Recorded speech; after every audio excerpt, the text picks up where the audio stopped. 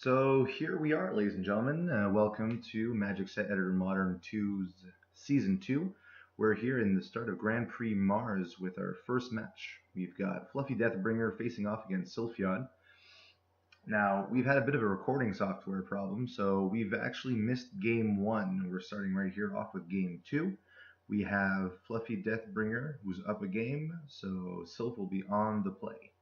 Sylph is piloting a blue-green Warriors deck that aims to use Karaki Mage Hunter and Highborn Meditant, two pretty solid creatures that get bigger the more the opponents and yourself draw cards. He's got plenty of cards in his deck that allow him to wheel, and that should ensure that his creatures are absolutely massive compared to his opponent. Now, we're off to a nice start here. Sylph plays down Mysterious Cataract, one of our fetch lands in the format, and follows it up with a Alcove, which allows him to get an untapped dual land at the cost of letting the opponent draw a card. Now, that's a pretty big drawback, giving your opponent that much card advantage, but Sylph's deck is perfectly suited to profit from his opponent drawing cards. Sylph follows that up with a Mana Ascetic, our premier one-drop mana accelerant in the format. Fluffy is on red-white token aggro, and we go up here with a pretty reasonable start, playing down the plains, followed by a Nomadic Journey, allowing him to get a 1/1 token creature Nomad. He'll be able to flashback that, so to speak, from the graveyard later on.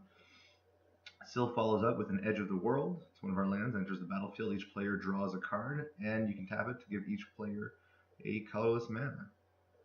Now, Political Opportunist is one of the wheel creatures I was talking about in Sylph's deck. It's a 2/1 for 2. When it enters the battlefield, target player wheels their hand by shuffling it into their library. So no discarding, but it does mean that some of Sylph's creatures, particularly the Karaki Mage Hunter, can grow upwards to 7 power in a single turn. Fluffy plays down a mountain, and we can probably expect some form of attack here or some other token producer, and there we go, Raise the Alarm. Now, both of these cards are instants, Nomadic Journey and Raise the Alarm, but Fluffy knows that Sylph is running some counter spells, so I assume he is casting them during his phase while Sylph is unable to essentially force spike those cards away, as happened in Game 1. Sylph follows it up with the Karaki Mage Hunter, so that's one of the key cards of Sylph's deck, and he drops an Overgrown Jungle, another one of our draw duels, letting his opponent draw a card. Means Karaki Mage Hunter, and this 2/2 trample can't be countered for 2 mana, will grow by 1 counter. We got a slight error there that just gets properly fixed. Karaki Mage Hunter is already a 3/3. Now, Fluffy's been playing red-white tokens for a long time. It's pretty much his mainstay here in the format. I think he ran it all the way back in Grand Prix Alexandria at the start of Season 1, and the build stayed relatively the same with a few new cards added in. He really tries to get lots of tokens in really early and then pumps them with some Inspiring Personalities, Holy Wars, and the like, trying to get his opponent down really quickly. And I've seen some really explosive attacks from Fluffy's token deck. It does struggle, though, sometimes to get past really big opponents, but Fluffy knows that he can just attack past them and try and punch damage through when he can. So, choosing not to attack here, so passing the turn over to Sylph, and he had 8 cards in his hand, so he had to discard down, and discards an Inspiring Personality, which is the board pump I was talking about earlier. For 3 mana, all your creatures get +1/+1 until end of turn, but your token creatures get an additional +1/+1. We're at Sylph's 4th turn here, dropping down another Edge of the World, making both players draw, which will boost his Karaki Mage Hunter up to a 4/4, and he goes in for the attack during his combat step. Let's see if Fluffy takes it or if he will block.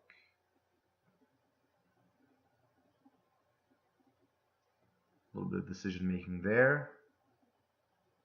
Alright, Fluffy takes the 4 damage, goes to 16, Sylph passes the turn. At the end of his turn, Fluffy plays a Raise the Alarm. Sylph lets it through. Fluffy gets an additional 2 tokens.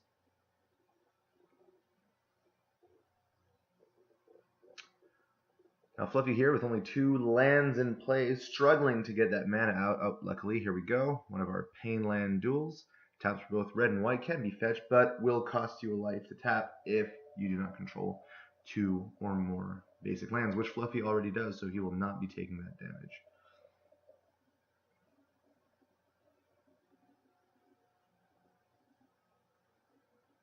Fluffy's thinking here, considering a few options. His hand is full. Sylph keeps making him draw cards, actually. We have 4 cards that have been drawn simply off of Sylph's mana base. Honestly, in most matchups, I'd almost consider that a pretty serious disadvantage. But Fluffy's deck is looking to capitalize, there we go, on the opportunity to attack with that tap. Mage Hunter trades in a Nomad with Sylph's Political Opportunist. Sylph will be taking 4 damage. So as I was saying, Sylph's mana base is really a contested choice among the MSEM2 meta. While it does allow your Mage Hunters to grow simply by playing lands, and of course if the opponent doesn't consider the fact that these can be fetched at instant speed, it does mean, though, that you're giving your opponent a lot of cards. Now, here we go. Entolin Erasure. It's one of our premier cards in the format. It allows you to wheel. Fluffy attempts to exile the Cherokee Mage Hunter in response using Shield's Rebuttal, but Sylph had backup and plays a Blossoming Defense, giving his Cherokee Mage Hunter hexproof. So this is a big deal right here. Entolin Erasure makes both players shuffle their graveyard and hands into their library and draw 7 cards. It's pretty much a time twister, except with the drawback that the player who casts it has to discard 3 cards unless they control a legendary blue creature or planeswalker, which Sylph does not.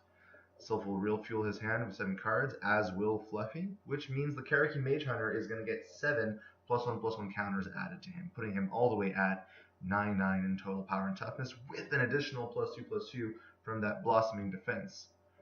Fluffy's board is tapped out with blockers, and with only red mana open, with Cherokee Mage Hunter still hexproofed until end of turn, chances are that Cherokee Mage Hunter is going to be able to swing in and deal quite a lot of damage. Let's see if that combat comes in here. Nope, we've got a tap land coming in. A fetch land coming in, Mysterious Cataract. Sylph is thinking. In the meantime, so Cherokee Mage Hunter is, so Sylph's making a little mistake there. I think he forgot to discard down 3 cards, so he's just going to roll back for a second and put that land back in his hand. We got no judges on this on the tournament scene today, so Fluffy decides not to call. Problem here, Sylph discards 3 cards, pitching 3 lands it seems, and goes in for a massive attack for 13 damage. 9 +1/+1 counters, +2/+2, and 2 power. Fluffy goes down to 3 life. Fluffy's turn begins, plays down his 4th land, so we're catching back up in terms of mana here. Let's see if he has what he needs to break through this absolutely massive creature. He's thinking a bit. Passes the turn after having attacked. Sylph takes some damage.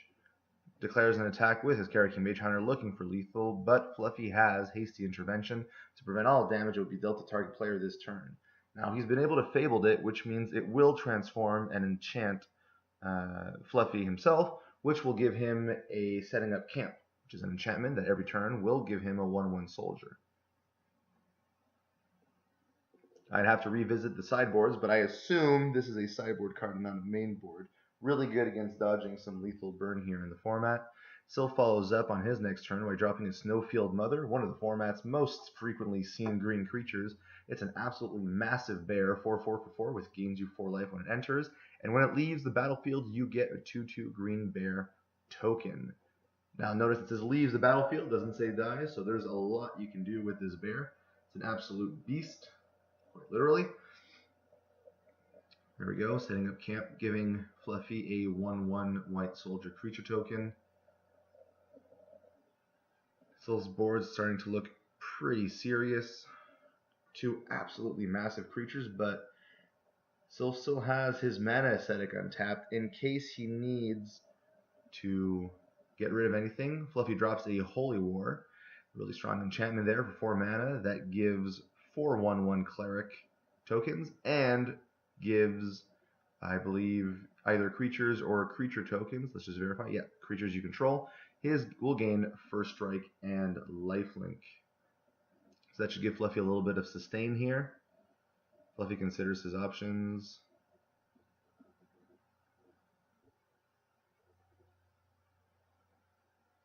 Sylph does have mana up thanks to his mana ascetic. And I do want to mention again that with MSEM2's Lackey CCG platform, we're unable to see players' hands in graveyards, unfortunately, which does make it just a little bit harder to do this sort of commentary because we can't predict what players will play until they do them. So it's definitely a little bit of post-commentary going on. Fluffy's thinking a little bit, what can he do? Decides to concede, moving to game 3. The score is currently 1-1. So here we are.